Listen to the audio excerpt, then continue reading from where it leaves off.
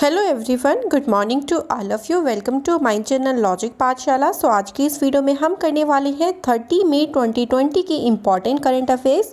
सारे ही जो क्वेश्चंस हैं देखिए वो आपके एग्जाम की दृष्टि से बहुत इंपॉर्टेंट है, तो वीडियो को स्किप नहीं करना है, आपको पूरी वीडियो देखनी है स्टार्टिंग से एंड तक।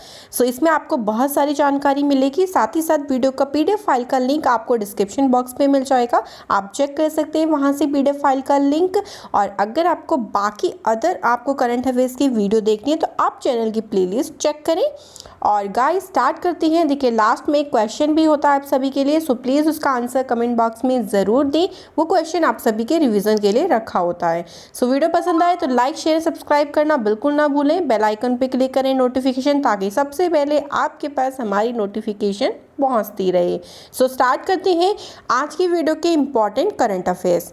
सो देखिए फर्स्ट हमारे पास जो क्वेश्चन है वो हमसे पूछा गया है, IT कंपनी विप्रो के नए मुख्य कार्यकारी अध्यक्ष, यानी हिंदी में देखिए बोला जाता है कार्यकारी अध्यक्ष और इंग्लिश में से बोलते हैं CEO, और प्रबंध निर्देशक यानी MD जो है वो कौन बने हैं।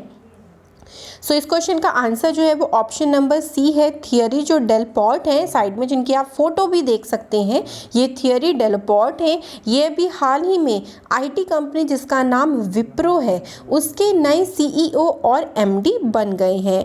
अगर बात करें इससे पहले कौन थे, तो देखिए इससे पहले जो थे उनका नाम था आबिद अली।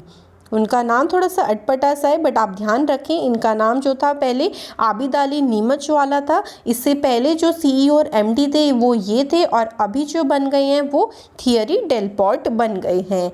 अब देखिए यहाँ पे बात हुई है विप्रो की, तो विप्रो जो कंपनी है इसकी स्थापना हुई थी 1945 में, और इसका जो हेडक्वार्टर है विप्रो कंपनी का वो बेंगलुरु में है। सो आप ये भी आप इंफॉर्मेशन ध्यान रखें। क्वेश्चन बहुत ही इंपॉर्टेंट होते हैं, देखिए सारे क्वेश्चन, तो वीडियो को पूरा ज़रूर देखें एक बार। सो इस क्वेश्चन का आंसर जो है वो ऑप्शन नंबर सी है, थियरी डेलपोर्ट। सो आगे बढ़ते हैं, सेकंड क्वेश्चन पे चलते हैं। भाई हमारे सेकंड क्वेश्चन में हमसे पूछा है, किस राज्य के पहले मुख्यमंत्री जिनका नाम है अजीत जोगी, इनका जो है वो हाल ही में अभी निधन हुआ है। तो ये थे छत्तीसगढ़ के, ऑप्शन नंबर बी इसका बिल्कुल राइट आंसर है। छत्तीसगढ़ के ये पहले मुख्यमंत्री थे, इनका नाम ध्यान रखना है आपको अजीत जोगी थे। बात करें इनके कार्यकाल की, यानी इन्होंने जो मुख्यमंत्री का कार्यकाल निभाया था ये 2000 से 2003 तक जो है वो छत्तीसगढ़ के मुख्यमंत्री रहे थे, और अभी हाल ही में इनका जो है वो निधन हुआ है। अब यहाँ पे देखिए बात हुई है छत्तीसगढ़ की, तो छत्तीसगढ़ की जो कैपिटल है वो है रायपुर। छत्तीसगढ़ के वर्तमान में CM, यानी अगर हम हिंदी में बोले मुख्यमंत्री, तो उनका नाम है भूपेश बघेल, और छत्तीसगढ़ की गवर्नर का नाम है अनुसुईया उइके। ये आपको ध्यान रखनी है। देखिए सभी जितनी भी राज्य हैं हमारे भारत के, उनके आपको कैपिटल, CM, गवर्नर आपको पता होनी चाहिए, बिकॉज ये बहुत ही एग्जाम की दृष्टि से इम्पॉर्टेंट बनते हैं। और जो अजीत जोगी हैं, आप साइड में इनकी फ़ोटो देख सकती हैं, ये अजीत जोगी हैं, छत्तीसगढ़ के ये पहले मुख्यमंत्री रह चुके थे, और इनका भी हाल ही में निधन हुआ है। तो सेकंड क्वेश्चन का बी ऑप्शन सही है। सो चलते हैं गाइस थर्ड क्वेश्चन की तरफ। क्लियर आपको सभी को? अगर कोई भी देखिए किसी क्वेश्चन में प्रॉब्लम हो ना, तो आप कमेंट बॉक्स में ज़रूर बताएं कि भाई इस क्वेश्चन में प्रॉब्लम थी, समझ नहीं आया, या आपको अगर कोई क्वेश्चन पूछना हो तो आप वो भी पूछ सकते हैं। तो देखिए थर्ड क्वेश्चन हमारे पास क्या है, किस राज्य में पुनीतस सेक्टस नामक नए ताजे पानी की मछली की खोज की गई है। तो ये जो मछली का नाम है आप इसको भी ध्यान रखें, कई बार एग्जामिनर क्या करता है थोड़ा सा घुमा के दे देता है, ठीक है। तो आपसे मछली का नाम पूछ लेगा कि भाई ये जो मछली है वैसे तो तमिलनाडु में इसकी खोज की गई थी, ऑप्शन ए इसका राइट आंसर है।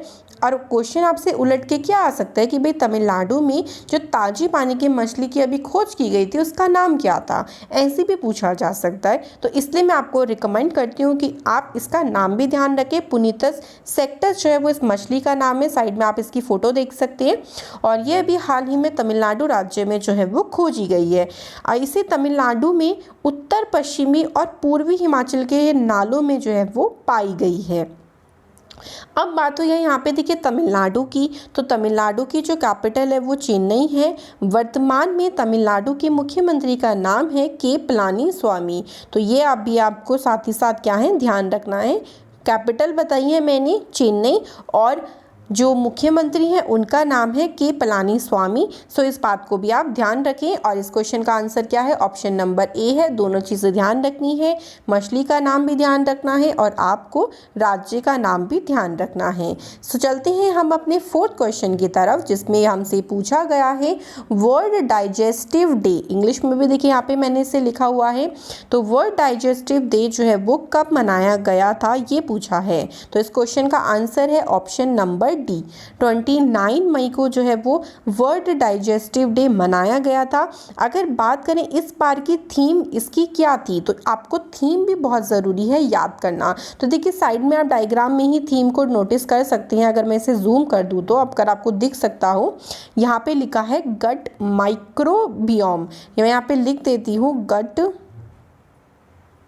माइक्रो, ये लिखा हुआ है, ठीक है, गट माइक्रोबियोम, या इसकी की जो फुल फॉर्म थी पूरा अगर मैं बोलूँ तो गट माइक्रोबियोम अ ग्लोबल पर्सपेक्टिव, इस बार की जो थी वो वर्ल्ड डाइजेस्टिव डे की थीम रखी गई थी।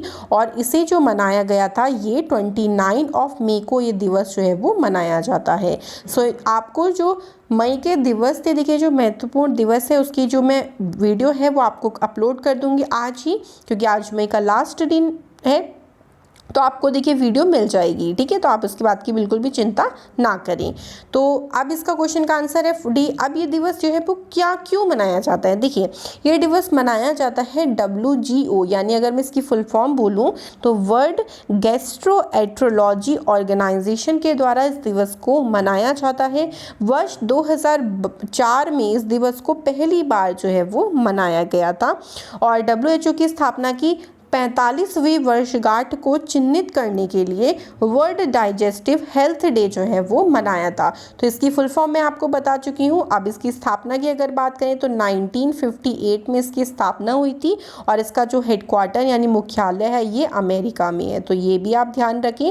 और इसी की WGO की 45वीं वर्षगांठ के उपलक्ष्य पर वर्ल्ड डाइजेस्टिव डे जो है वो मनाया गया था।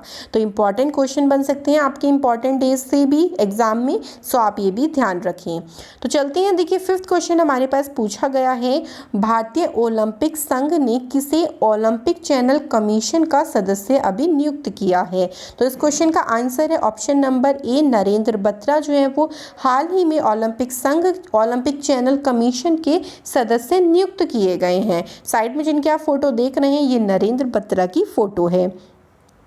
अगर बात करें कि ओलंपिक चैनल कमीशन काम क्या करता है, देखिए ये जो काम करता है ये IOC यानी ओलंपिक चैनल आयोग को या फिर आप उसके कार्यकारी बोर्ड जो होते हैं उसको सलाह देने का काम करता है और ओलंपिक चैनल को लॉन्च करने के लिए और उसके संचालन में मार्गदर्शन का काम भी जो है वो ओलंपिक चैनल कमीशन करता है। यहाँ पे बात हुई है देखिए इसकी अंतर्राष्ट्रीय ओलंपिक अगर हम समिति की बात करें, क्योंकि उसको सलाह देने का काम करते हैं अंतर्राष्ट्रीय ओलंपिक समिति को, तो इसका जो मुख्यालय है वो स्विट्जरलैंड में है और वर्तमान में अंतर्राष्ट्रीय ओलंपिक समिति के जो अध्यक्ष हैं उनका नाम है थॉमस बाख। लिख देती हूँ मैं यहाँ पे आपके लिए, थॉमस बाख जो है वो वर्तमान में अंतर्राष्ट्रीय ओलंपिक समिति के अध्यक्ष हैं। और अभी इस कमीशन का सदस्य किसे नियुक्त किया गया है? नरेंद्र बत्रा को नियुक्त किया गया है। सो ऑप्शन नंबर ए इस क्वेश्चन का बिल्कुल राइट आंसर है। तो चलिए गाइस हम चलते हैं इस क्वेश्चन की तरफ जिसमें हमसे पूछा गया है किस राज्य ने राज्य स्वास्थ्य रजिस्टर की शुरुआत की? तो ये शुरुआत करने वाला राज्य है कर्नाटक। कर्नाटक ऐसा पहला राज्य है जिसने राज्य स्वास्थ्य रजिस्टर की शुरुआत की। तो क्वेश्चन ऐसे भी पूछ सकते हैं कि भाई कौन सा ऐसा राज्य है, कौन सा ऐसा पहला राज्य है जिसने राज्य स्वास्थ्य रजिस्टर की शुरुआत की? तो आप ऑप्शन में लगा के आएंगे कर्नाटक।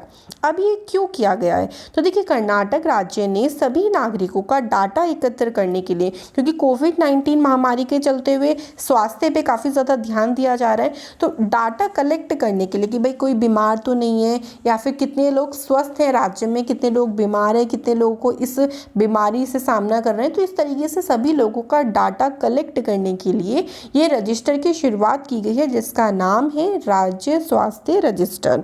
सो ये तो क्लियर हो गया ये रजिस्टर क्यों शुरू किया गया। अब देखिए यहाँ पे बात हुई कर्नाटक की, तो कर्नाटक की राजधानी है बेंगलुरु। कर्नाटक के वर्तमान में CM का नाम है VS येदियुरप्पा। ये भी आपको साथ ही साथ बार बार इसलिए रिपीट कराया जाता है क्योंकि ये ध्यान रखना है। और वर्तमान में कर्नाटक के गवर्नर का नाम है वजुभाई वाला, ये भी ध्यान रखें। सो क्लियर हो गया। कैपिटल बेंगलुरु है और सीएम का नाम है वीएस येदियुरप्पा और गवर्नर का नाम है वजुभाई वाला। सो मोस्ट इंपॉर्टेंट क्वेश्चन बन जाएगा एग्जाम के लिए, क्योंकि ये पहला ऐसा राज्य है जिसने राज्य स्वास्थ्य रजिस्टर की जो है वो शुरुआत की थी। तो चलिए हम चलते हैं 7th क्वेश्चन की तरफ। 6 क्वेश्चन सबको क्लियर हो गया होगा। 7th क्वेश्चन में देखिए क्या पूछा है, किसे जेपी मॉर्गन साउथ इंडिया और साउथ ईस्ट एशिया का नया अध्यक्ष जो है वो नियुक्त किया गया है। तो इनका नाम है लियो पुरी। ऑप्शन नंबर बी इसका बिल्कुल राइट आंसर है।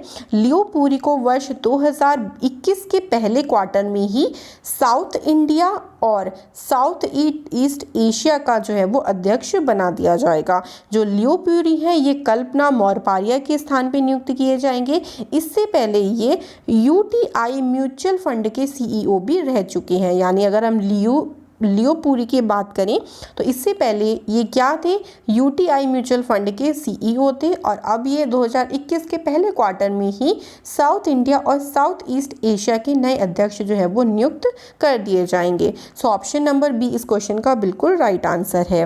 तो चलें 8th क्वेश्चन की तरफ हम आगे बढ़ते हैं, जिसमें पूछा गया है किसे फ्रांस देश के विज्ञान के क्षेत्र में दिए जाने वाले शीर्ष क्रिस्टोफ मेरियक्स पुरस्कार से सम्मानित किया गया है। तो देखिए क्रिस्टोफ मेरियक्स पुरस्कार जो है वो फ्रांस देश के द्वारा दिया जाता है और विज्ञान के क्षेत्र में दिए जाने वाला ये सर्वोच्च पुरस्कार है वहाँ का। तो ये किसे दिया गया है, तो इस क्वेश्चन का आंसर जो है वो ऑप्शन नंबर ए है, क्वारेशा अब्दुल करीम। ये महिला है, सुनने में ऐसा लगता है कि भाई किसी पुरुष का नाम है, बट ये महिला है जिनका नाम है क्वारेशा अब्दुल करीम। दक्षिण अफ्रीका की रहने वाली हैं ये और इन्हें अभी हाल ही में क्रिस्टोफ मेरियक्स पुरस्कार से सम्मानित किया गया है।